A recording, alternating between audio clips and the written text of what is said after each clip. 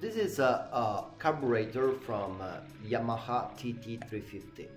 There are two carburetors in one because the main one is actuated by a wire. So by using this leverage we can see the piston is coming up, and this gives us the possibility of sparing a throttle in the main carburetors, whereas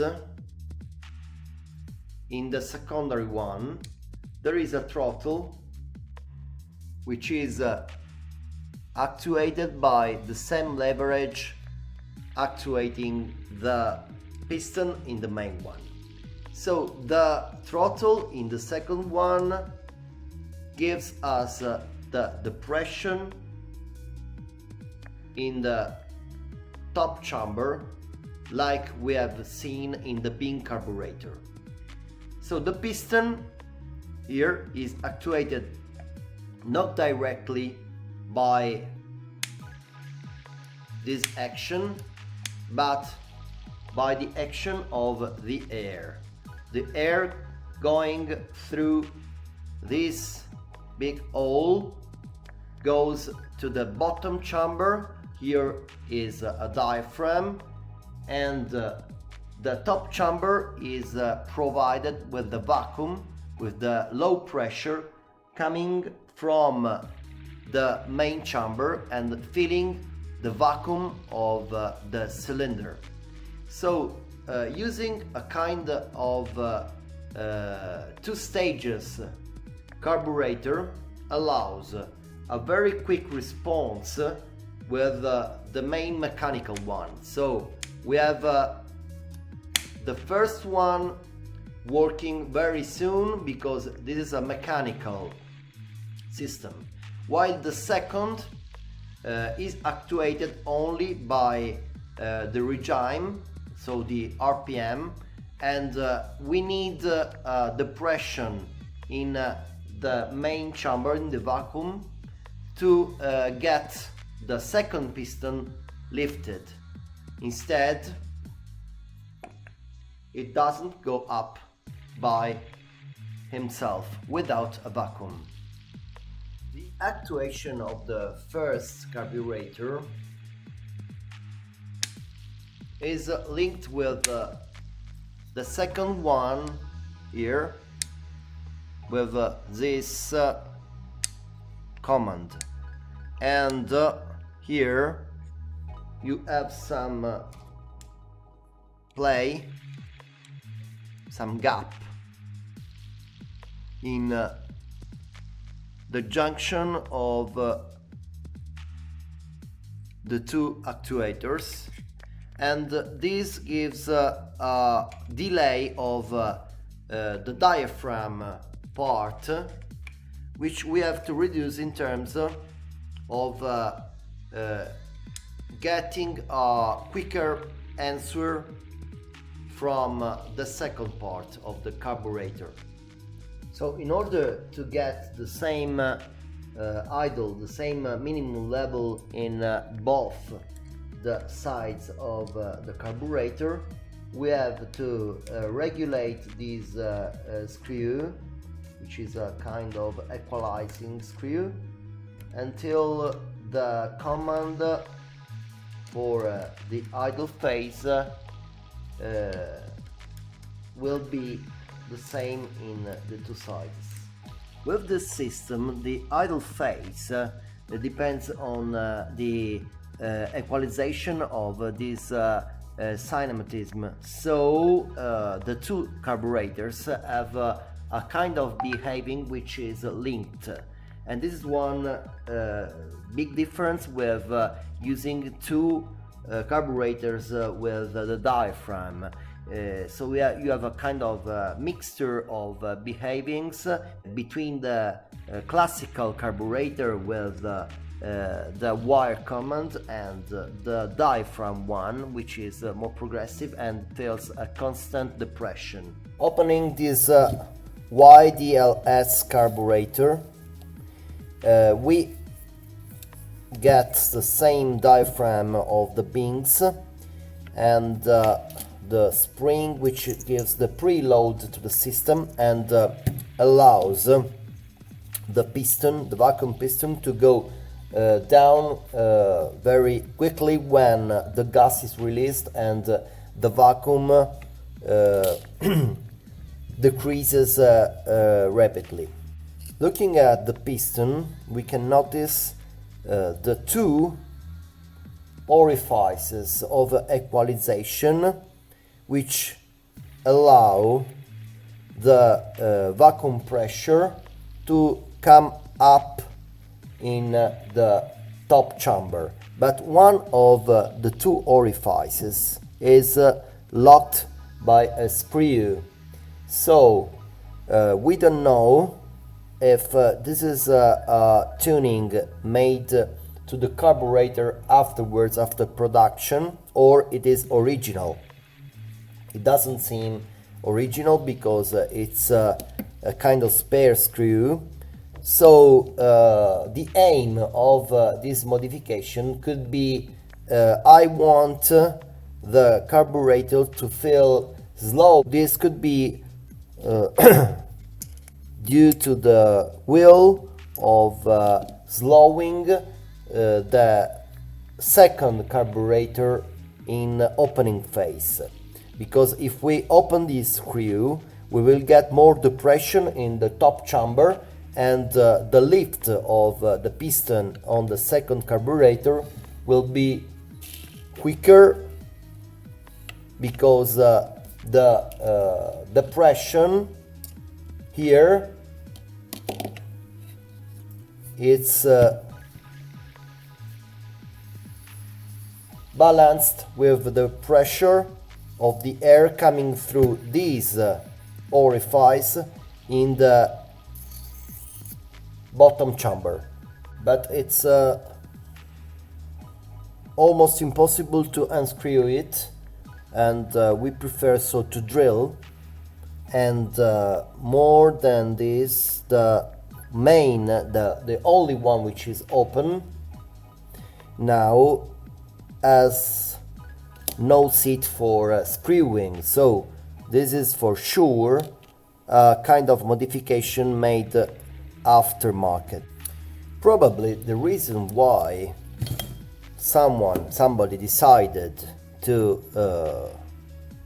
lock this hole is a turbulence which comes from the fact that these holes are in line with the flow line. So the first one, the one which has been covered, which has been eliminated, is first in line when the air gets into the venturi, a stage where there is turbulence, so the speed of air is not stabilized, probably is more stabilized in the second stage where it gets the second hole after the needle, and so it's better to get a hole close to the second one instead of in this part.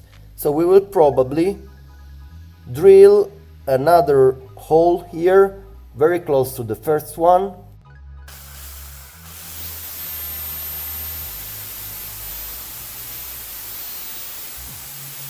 This is the mounted piston, and we made some more hole in order to equalize better the pressure, because in the top of the diaphragm the vacuum pressure has to be filled. This is the needle, and it goes here inside this way. The height of the needle is regulated with these 4 grooves.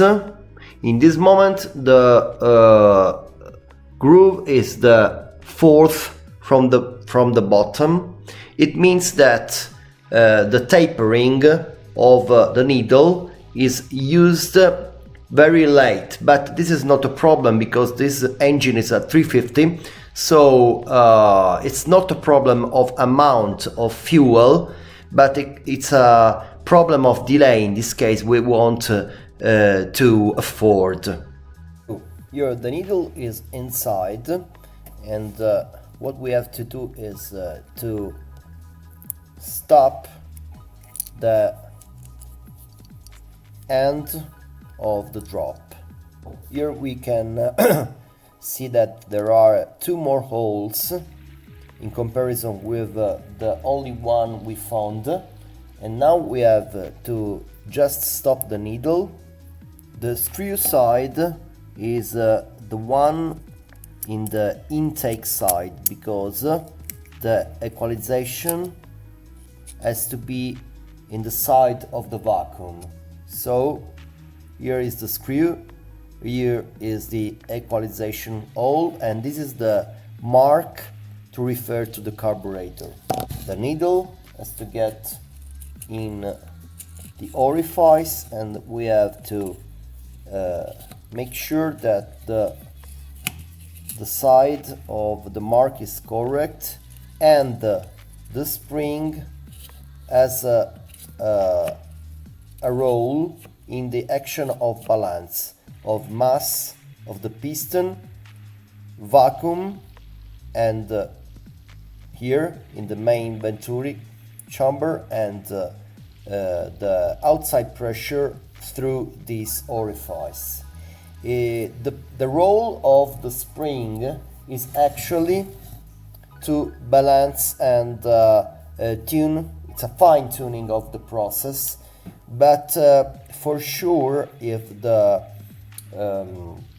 stiffness of the spring is not enough, the deceleration process while you leave the gas will be slow. So what we should do is to cut a part of the spring in order to give more stiffness to the spring. The stiffness of a spring decreases with the number of the steps we have. So by cutting some step, we can reduce the stiffness. But in this case, we will have less preload, so we should enlarge a little bit to get the same preload of the original one. In this moment we decided not to act in this direction, because one factor at a time will be enough, and in this moment we modified both the minimum and the amount of holes in the vacuum piston. So in this case, for sure, the lift will be easy in the way in. In the way back, we don't know. Now we go for the flow chamber.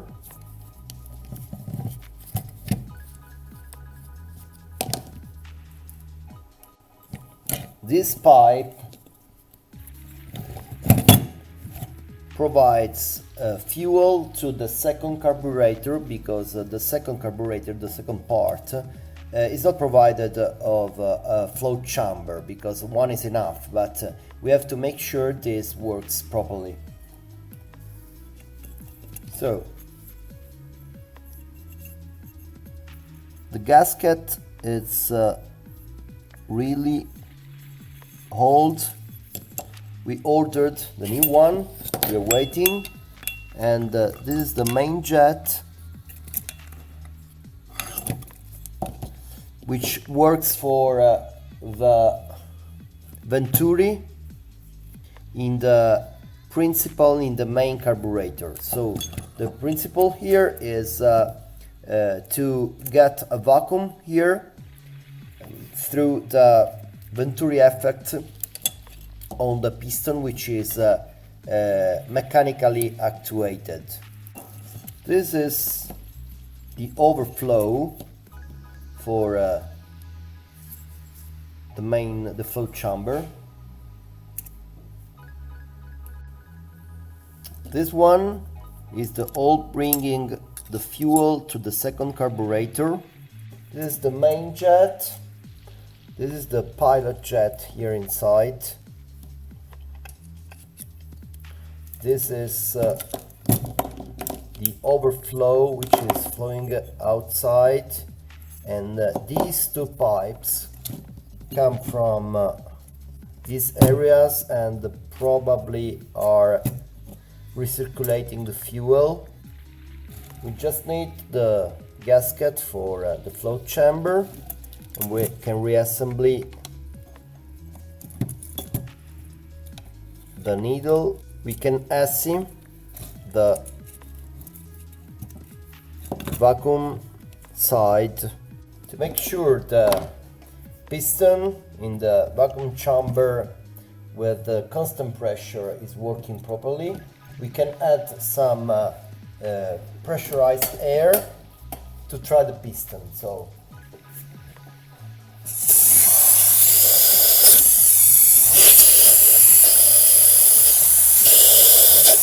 here are the orifices for the pilot jet. So from the pilot jet in the flow chamber, the fuel comes here down the throttle in the main side, and as well in the vacuum chamber of the custom pressure side.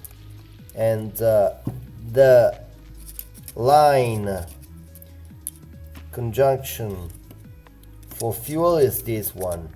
The features of this carburetor are kind of trade-off between the mechanical actuated piston and custom pressure carburetor.